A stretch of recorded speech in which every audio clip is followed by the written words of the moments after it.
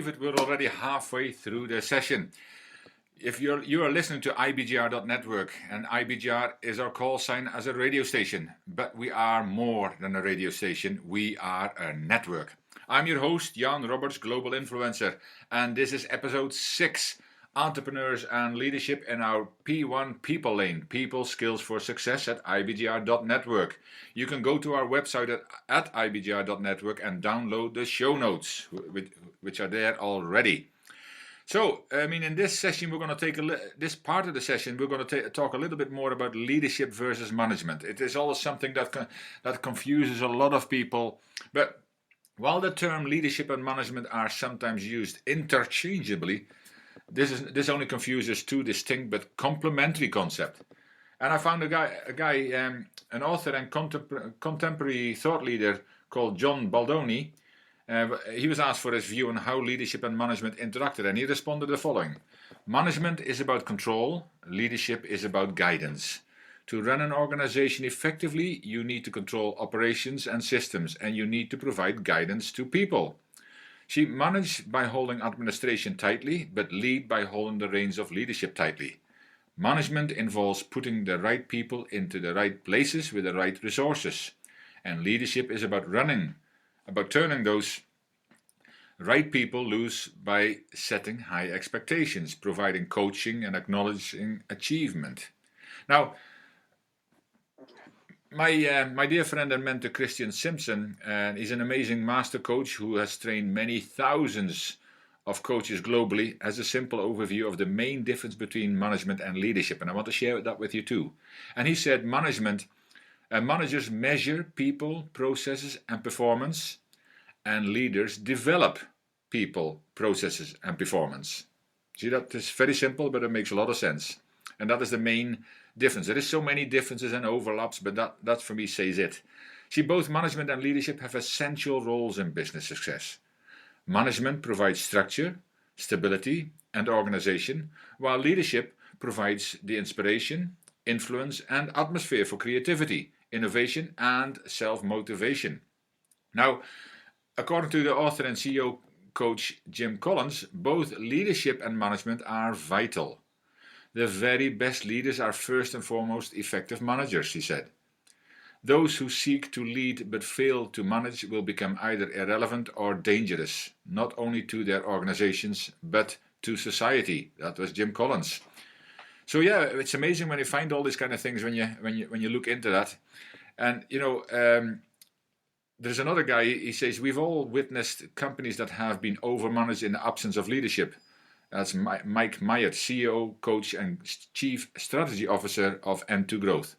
See, when leadership has been abdicated to management in a corporate setting, you will always find that growth slows, morale declines, creativity wanes, and the competitive edge is weakened. I'm sure if you look back, you can all think about companies where the leaders left and sometimes had to come back because they didn't know the company was actually going backwards because the leader not only was very creative, but he also stimulated creativity, and just by being there, being seen as a leader, not as a manager, being seen in the company, made a walk in the halls made such a difference for some of them.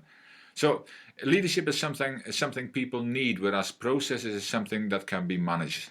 And that's what I said, people need good leaders. And unfortunately, around the world, leadership is failing because of lack of values. And that's why we are so heavily involved, both me and Arthur are so heavily involved in values-based leadership, because it is so necessary. But both, of course, leadership and management are necessary to make and implement decisions effectively and to execute strategy. See, leadership is providing inspiration and vision, then developing and empowering others to achieve the vision, says author, executive coach, and professor Marshall Goldsmith. So management is successfully supervising the achievement of objectives. Now, he's an amazing coach trainer as well. He's been number one in a few different areas in coaching. So another amazing gentleman. And I find all this stuff when you start looking for it. But teamwork and a common vision. Top leaders think in terms of we rather than I. Now, this is something that General George Patton offered a unique perspective on when he said, and I'm quoting him, "An army is a team. It lives, eats, sleeps, fights as a team. This individuality stuff is a bunch of crap." Quote unquote. Yeah, but when the team succeeds, every member deserves and takes credit. And every member must share responsibility for failures. See, this approach is a good way of gaining employee buy-in for tough decisions. The employees need to know that the survival and success of the company depends on them as much as on the senior executives. And that, teamwork is another thing that really is a subject all by itself. But they want to be an integral part of the solution and are willing to sacrifice during tough times, so long as they see sacrifice coming from the top first. See, Simon Sinek actually, I'm thinking about that just now. He wrote a book, "Leaders Eat Last." Good leaders eat last, and that's exactly explains it as a lot of this kind of stuff as well. But it's all so often said, the problems quite often has been between the lower and the upper levels, and the upper levels give a training to the lower levels, and the lower levels think the problem is up there, not down there. So I mean, if everybody gets involved, if everybody sacrifices, you can't just say to an organization, "Oh, you need to take a pay cut because," and then you see them getting pay rises or doing nothing with their much higher, let's just say it nicely there, but much higher wages and salaries. And they expect everybody else to do that. And it does nothing for their business. It does nothing for the creativity. It does nothing for morale. And you see absenteeism, sickness, and leaving rising very quickly. So while management can be delegated to responsible people, leadership cannot. See, the best leaders surround themselves with capable people who can perform and supervise the tasks and processes necessary to run a successful business. Now, if you're on your own, maybe that might not make as much sense yet, but if you've got a vision of growing bigger, this is the kind of stuff you actually need as well. See, leaders understand that getting people united behind them is different than using instructions on what those people should be doing. I hope that makes sense. See, leaders must focus on the bigger picture and ensure that everyone shares a common vision. This responsibility can't be effectively transferred because that vision must come straight from the top. And you must be willing to make decisions and lead by example.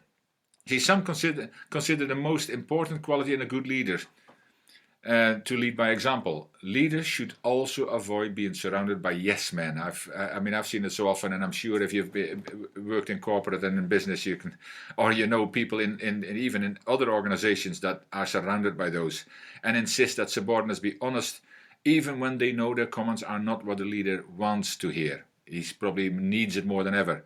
Don't they say this about a good friend as well? A really good friend can tell you whatever needs to be told without fearing repercussions. See, this enables leaders to anticipate and avoid bigger problems well before they occur by testing the viability and strength of proposed solutions. See, open discussions and debate usually lead to better decision making and feeling of inclusiveness and ownership for all involved. Now, that has to be with your partners as well. If you're starting out, even if you're thinking about partnership of collaborative teams and working together, even if a client has something, listen to them and listen well, because it's so important to all of them. You can have fruitful discussions without raising your voice or without getting angry. No, learn and discuss. Can leadership be taught? It's always an interesting question because it has had a lot of debate, because there is evidence that great leaders throughout history possess common qualities such as charisma, trust, integrity, dedication, and the ability to effectively communicate vision and inspire people to accomplish as a close-knit team. Well, Martin Luther King, Gandhi, Mandela, John F. Kennedy. The list is long and long and long of great people who've had all of that, and quite often very different personalities too. So every personality can lead as well. The US actually spends significant sums every year training leaders at its 3 major service academies. See, training at the service academies is heavily focused on teamwork and selflessness, key attributes for leaders in any environment. So, formal leadership training is also available, wherever you go. I mean, we are a Key Leadership Institute. We are a leadership training company, and we provide leadership solutions all around the world. So we know that they are available everywhere, but people and organizations need to invest. As an individual as well as an organization, you need to invest in the soft skills. You need to invest in your people. So on-the-job training from a mentor can instill also the kind of street smarts that can't be taught in schools. So if you're fortunate enough to work with or for someone who epitomizes the skills and qualities you want to emulate, observe that person in action. More often than not, successful leaders do not seclude themselves in an ivory tower, but they will make themselves accessible to everyone in their organization. They connect with people and make them feel that they are crucial to the organization's ability to prosper. Now that's an important point really, because those people, often we think that these successful people, they don't want to talk to me, they don't want to hear from me. If you are interested, come with a proper question. Don't just go and listen, but ask the pertinent questions, because that impresses those leaders that you've done your homework and that you want to learn. Don't just sit there and hopefully there's some wisdom falls out of their mouth. But if you look at management and leadership in today's world, perhaps more than any other time in our history, leadership in business is a critical element to navigating the troubled waters of any global economy. Look around you. Good management and leadership are the building blocks that comprise the foundation for any and every successful business. And there is so much more that can be said about it, but the question is, do you treat people with sincerity and respect when you first meet them? Do you help them grow and prosper and enhance their values to their organizations? Do you encourage and motivate them to succeed? Do you make them feel part of an important team? If your answers are yes, most people would want to work for you. And John Quincy Adams may have said it best, and we'll finish with that. It says, if your actions inspire others to dream more, learn more, do more, and become more, you are a leader. So we're now going to take our final short 2 to 3 minute break, and when we return, we will talk a little bit more into the 10 tips for becoming a leader. So if you join us by going onto our social media and clicking our join us link button, and I will see you back in a few minutes. Don't go away.